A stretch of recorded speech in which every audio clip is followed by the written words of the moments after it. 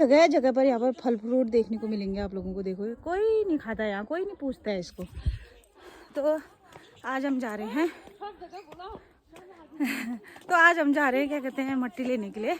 जो यहाँ के भूमि देवता है ना, उनका आज मंदिर साफ सफाई, बहुत सालों बाद साफ सफाई वो सारी चीज़ें कर रहे हैं। तो उसमें हमारा भी योगदान है, हमारा भी योगदान है। यही एक सौभाग्य की बात भी है।